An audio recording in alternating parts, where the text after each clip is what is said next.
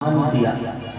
मातृशक्ति के सौशील्य के कारण, उसकी लज्जा के कारण, उसके श्री ह्री कीर्ति स्मृति इन दिव्य गुणों के कारण बड़े बड़े महापुरुष, बड़े बड़े गुरु, बड़े बड़े आचार्य और तो और स्वयं भगवान भी उनकी गोद में आकर खेलते हैं, उनके बालक बनते हैं। तो कम से कम कथा में बैठने वाली भीड़ को इतना विज्ञान अवश्य होना चाहिए कि कथा उनके हृदय में उतरे और कथा के सार सर्वस्व परमात्मा उनकी गोद में उतर जाए। इसलिए कुल परंपरा का, कुलीनता का, शालीनता का, शील का, लज्जा का, सबका पालन करना है, कथा छूट न जाए। इसलिए अब हम फिर भागवत पर आते हैं। नंदस्त्वात्मज उत्पन्ने जाता हलादो महामना आहूय विप्रान वेदज्ञान स्नातः शुचिरलंकृता। कल हमने निवेदन किया था, नंदोत्सव का वर्णन किया था। नंद बाबा ने सुना। नंद बाबा की आयु कितनी है? कल हमने निवेदन किया था 90 वर्ष की आयु है नंद बाबा और 81 वर्ष की आयु है नंदरानी यशोदा। आज तक पुत्र पुत्री कुछ नहीं हुआ, लेकिन किसी ने बताया है कि आपको पुत्र होंगे। अब उसके वचन पर विश्वास है, बाबा ने और माँ ने भरोसा कायम रखा। कैसे पुत्र होंगे? कहा ब्राह्मण को प्रणाम करना, ये भी शास्त्र का वचन है। वंश चिरह द्विज अनहित कीने और मसत दंश बीते हिम त्रासा जिम द्विज द्रोह किए कुल नासा। ब्राह्मण का विरोध करने से वंश पर प्रतिकूल प्रभाव पड़ता है और ब्राह्मण का आदर करने से वंश में कुलीनता आती है। वंश परंपरा कभी रुकती नहीं और उसमें एक से एक दिव्य विभूतियों का आना होता है। ये भी है। नंद बाबा और नंदरानी यशोदा ब्राह्मणों को प्रणाम करते हैं और ब्राह्मण पैरों के कमजोर होते हैं, जो पैर छूने लगे उनके लिए अपना सब कुछ सर्वस्व समर्पित कर देते हैं। तो ब्राह्मणों ने कहा कि सौभाग्यवती भव, पुत्रवती भव इत्यादि इत्यादि जो जो आशीर्वाद हो सकते हैं। और सचमुच आज अवसर ऐसा आया कि नंदरानी यशोदा को अनुभव हो रहा है कि मुझे कोई संतान उत्पन्न हो रही है। संतान उत्पन्न हो गई इसकी भी जानकारी है, लेकिन उम्र बहुत अधिक है, थकी हुई है और इसलिए यशोदानंद पत्नी च जातम परम बुद्ध्यता न तल्लिंगम परिश्रांता निद्रया भगत स्मृति। उनकी स्मृति याद भी भूल गई, नींद के कारण सो गए। नींद में ये भी याद नहीं रहा कि रात में पुत्र हुआ था कि पुत्री। और ये ध्यान नहीं रहा कि कैसा रहा, क्या रहा। वो भोली भाली, ब्रज में भोली भाली लोग होते हैं। इस कथा को सुनने के बाद ब्रजवासियों की एक नई बहू थी, डर गई, भोली भाली थी। उसने घर वालों से कहा कि कहीं मेरी भी स्थिति यशोदा की तरह न हो जाए।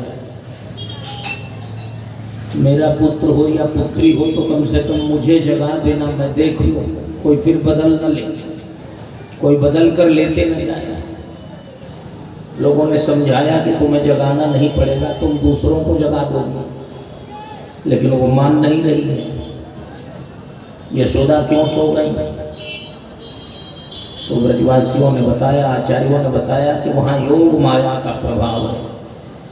भगवान ने योग माया को कहा कि तुम तो उनकी पुत्री हो जाना। योग माया से ही ये संभव है, लेकिन जाना कहाँ? कहाँ? गच्छ देवी व्रजम भद्रे, हे भद्रे व्रजम गच्छ। देवी तुम ब्रज में जाओ, आइए। और यशोदा नंद पत्नी च, वहाँ गोप गोभीर अलंकृतम, गोपालों गोवंश से समलंकृत ब्रज भूमि में तुम जाओ। तो ब्रज पर प्रभाव किसका है? योग माया का। जैसे यहाँ प्रभाव माँ का है, उस तरह सब लोग प्रणाम कर रहे हैं, आ रहे हैं, रुक रहे हैं, रास्ते में उतर कर प्रणाम कर रहे हैं, प्रभाव यही है ना। तो योग माया का प्रभाव पूरे ब्रज में, जहाँ माँ की सेवा होती है वहाँ भगवान अवश्य मिलते हैं। दो पंक्ति जोड़कर तब आगे बढ़ते हैं। जगदम्बा सीता ने भगवान श्री राम भद्र को पहचान लिया कि यही है परमात्मा, यही है। हमारे गुरु देवर्षि नारद जी ने इन्हीं का संकेत किया है, यही पुष्प वाटिका में मिलेंगे। पहचान लिया, देख लिया, समझ लिया, लेकिन ये मिलेंगे कैसे? मिलना बड़ा मुश्किल है। जान कठिन शिव चाप विसूरत, चली राखी उर श्यामल मूरत। फिर विचार किया कि नहीं मिलेंगे, कैसे मिलेंगे? कहा दिन से मिलेंगे। तो गई भवानी भवन बहोरी, बन विचरण बोली कर जोरी। जय जय गिरिवर राज किशोरी, जय महेश मुखचंद्र चकोरी, जय गजबदन सदानंद माता। आप सब जानते ही हैं। और माँ ने उसी समय आशीर्वाद दे दिया, सुनो सी सत्य आशीष हमारी, पूजी ही मन कामना तुम्हारी। नारद बचन सदा सुचि साचा, सोवर मिलई जाहि मन राचा। तुम्हें वही मिलेंगे, चिंता मत करो। आशीर्वाद दे दिया तो वही मिलेंगे। सुनो सी सत्य आशीष हमारी। माँ का आशीर्वाद कभी असत्य नहीं होता है ना। तो योग माया का प्रभाव है ब्रजमंडल में। तो ब्रजवासियों को कौन मिले? गुरु नारद जी बता रखा है कि तुम्हें संतान होगी, चाहे जितनी बुढ़ापा हो जाए चिंता मत करो। आज संतान हो गई। और कौन संतान है? तो परमात्मा ही संतान। नंद बाबा को खबर मिली कि आत्मज माने पुत्र हुआ है, और यह सुनते ही आनंद ऐसा हो रहा है मानो ब्रह्म आया, परमात्मा आया। इसलिए भगवान श्री सुखदेव जी महाराज कहते हैं, नंदस्त्वात्मज उत्पन्ने जाता ह्लादो महामना, आहूय विप्रान वेद ज्ञान सातः शुचिर अलंकृता। नंद बाबा ने सुना कि आत्मज उत्पन्न हुआ है। आत्मज माने पुत्र। तो आत्मज पुत्र जितना आनंद नहीं आ रहा है, कितना आ रहा है? ब्रह्मानंद। आह्लाद एव जातः जाता ह्लादो महामना। महामना कब कहते हैं? भागवत कथा के प्रारंभ में हमने निवेदन किया था, भगवान वेद व्यास को और उनके शिष्य श्री सूत जी को भागवत जी में महामति कहा। सबसे बड़ी बुद्धि वाला, जिसकी बुद्धि भगवान के चरणार विंदों में लग गई वह महामति है। उसी तरह जिसका मन परमात्मा में लग गया वह महामना है। आधुनिक काल में महामना पंडित मदन मोहन मालवीय जी के नाम पे लगा। भागवत के उद्भट विद्वान थे, स्वतंत्रता सेनानी थे, गंगा जी के लिए, धर्म के लिए, संस्कृति के लिए, आस्तिकता के लिए क्या नहीं किया, और विश्वविद्यालय बनाया है ना। तो महामना, जाता ह्लादो महामना। नंद बाबा के नाम में कई जगह महामना लगा है भागवत। आहूय विप्रान वेद ज्ञान स्नातः शुचिर अलंकृता। ब्राह्मणों को बुलाया। परमात्मा आया है तो किसको बुलाना पड़ेगा? ब्राह्मण।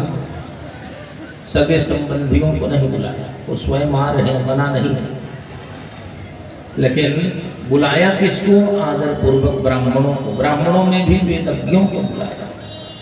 बाबा सगे संबंधियों को बुला लेते, कहा वो क्या करेंगे? 4-5 उधर से राइफल लेकर आएंगे, सेलिब्रेटरी फायरिंग हो रही है, हर्ष फायरिंग, खुशी में। अब खुशी के अवसर को दुख में बदल देने वाले सगे संबंधी कई स्थानों में थाने जो हैं वो लिखवा लेते हैं कि आपके यहाँ कोई हथियार वाले लोग नहीं आएंगे, कोई फायरिंग नहीं है। पूरे देश में ये बीमारी है और सब जगह शासनादेश बैन है कि किसी प्रकार की फायरिंग नहीं होनी चाहिए, लेकिन सगे संबंधी मानेंगे कहाँ, वो करने लगते हैं। तो नंद बाबा को इतने बड़े उत्सव की प्राप्ति हुई है, लेकिन उन्होंने बुलाया किसको? विप्रों को। और गौर से सुनिए, आजकल कुछ और हमारे बंधु हैं हमारे समाज के जो कहते हैं कि हम कृष्ण के भक्त हैं। कृष्ण को आपने पहचाना कहाँ से, जाना कहाँ से? तो मानने की, कहने की बाध्यता हो जाएगी भागवत से, महाभारत से। भगवान वेदव्यास के शास्त्रों से ही तो कृष्ण को आपने पहचाना। और वे कृष्ण कैसे हैं? तो जब कृष्ण आते हैं तो मनुस्मृति का पालन होता है। ब्राह्मण, उसमें भी वेदज्ञ माने कर्मकांड के जानकार विद्वान ब्राह्मण बुलाए जाते हैं, वेद ज्ञान और जात कर्म संस्कार कराया जाता है। जात कर्म संस्कार 16 संस्कारों में से जन्म के बाद होता है। आहूय विप्रान वेद ज्ञान स्नातः शुचिरलंकृता। कल निवेदन किया था, आज फिर दोहरा देता हूँ। हम सनातनियों का धर्म तब निभता है, तब चलता है जब हमारा संयुक्त परिवार हो। आज संयुक्त परिवारों पर भी खतरा मंडरा रहा है, वो भी अब बीज रूप में ही बचे हैं, लेकिन बीज रूप। संयुक्त परिवार नहीं रहेगा तो न हम शुभ कार्य और न अशुभ कार्य संपन्न कर सकेंगे। गौर से सुन ही रहे आप, फिर से सुनिए।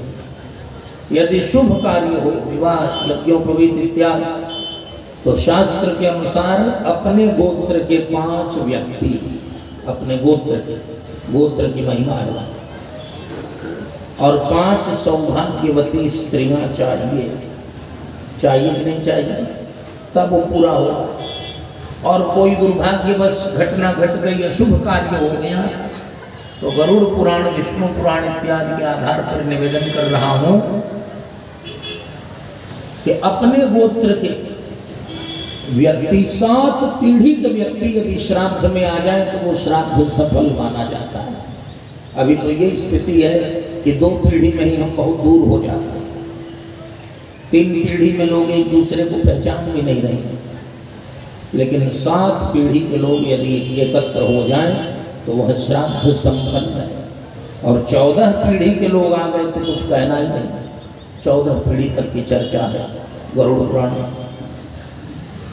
तो इसलिए जो जो मनुस्मृति में, जो जो धर्मशास्त्रों में संस्कार बतलाए गए हैं, भगवान श्री कृष्ण के प्राकट्य पर नंद बाबा वे सारे संस्कार संपन्न कराते हैं।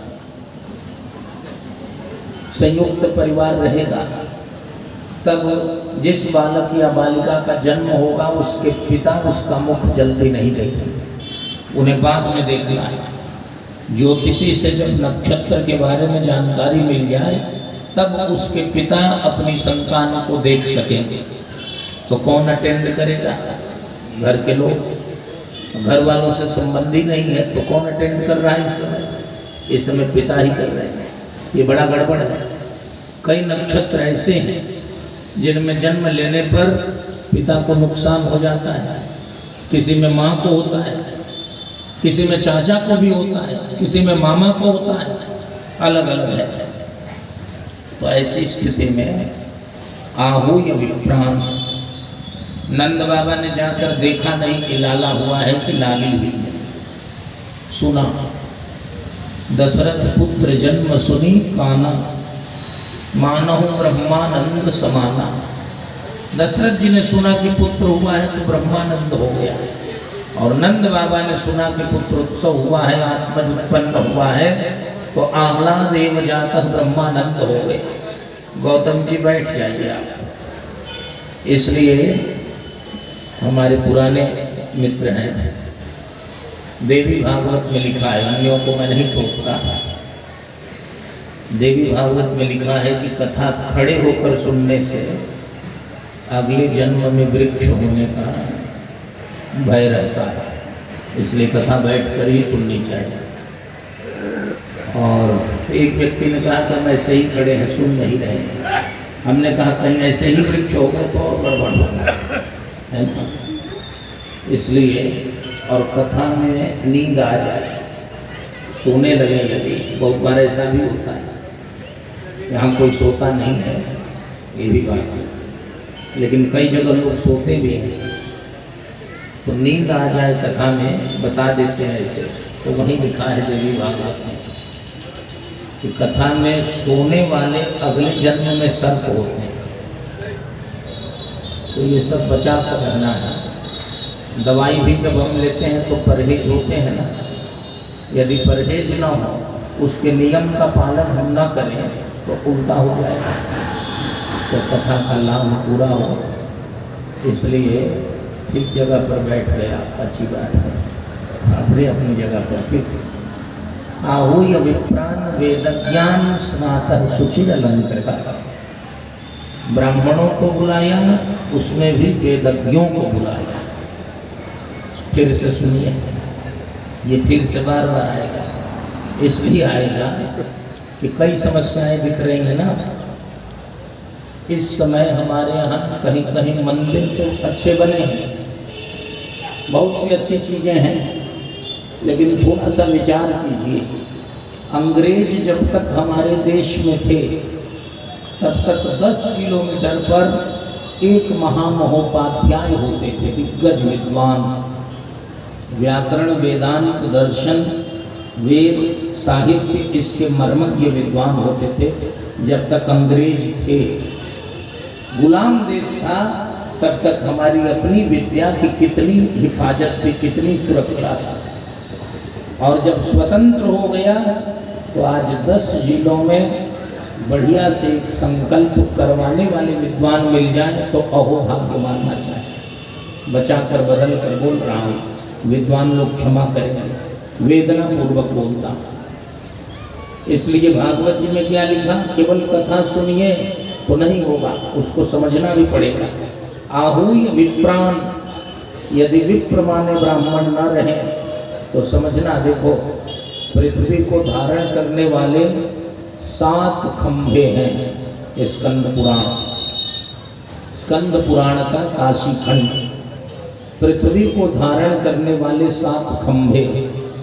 ये सब जो छतें बनती हैं, ये खंभे हैं ना, बिना खंभे के कोई छत टिक नहीं सकती। तो पृथ्वी भी भूदेवी को 7 खंभों पर टिकाया गया है। उनमें पहला खंभा जो है वो है गोवंश। गोवंश माने सब समझ रहे हैं ना, गोभी, यहाँ तृतीयांत बहुवचन है, तृतीया विभक्ति का बहुवचन है गोभी। स्कंद पुराण के काशी खंड का ये वचन है। गोभी गोवंश के द्वारा। संस्कृत में बहुवचन तब सिद्ध होता है जब कम से कम 3 हो। हिंदी और अंग्रेजी में एक वचन, बहुवचन, सिंगुलर, प्लूरल, एक से अधिक हुआ तो बहुवचन। लेकिन संस्कृत में एक वचन, द्विवचन और बहुवचन। तो गोभी माने कम से कम 3 गायें, 3 बछड़े, 3 बछिया, ये गोवंश है। गोभी विप्रैश्च वेदैश्च सतीभिः सत्यवादिभिः अलुब्धैः दानशीलैश्च सप्तभिर्धार्यते मही। पृथ्वी इन 7 खंभों में, 7 स्तंभों पर धारित होती है, धारण की जाती है। उनमें पहला खंभा क्या है, गोवंश, गोभी। दूसरा है विप्रई, शील संपन्न, सद्विचार, सदाचार, विद्या इससे परिपूर्ण ब्राह्मण, विप्रई। और उसके बाद तीसरा है वेदैश्च, तब उस ब्राह्मण के द्वारा वेद की रक्षा हो। वेद तीसरा खंभा, पहला खंभा गोवंश, दूसरा ब्राह्मण, तीसरा वेद, और चौथा है सती भी, सती देवियां, जो सती स्त्रियां। 3 लोगों के सेवा में भगवान रहते हैं। आपको मालूम होना हो, 3 लोगों की सेवा में रहते हैं।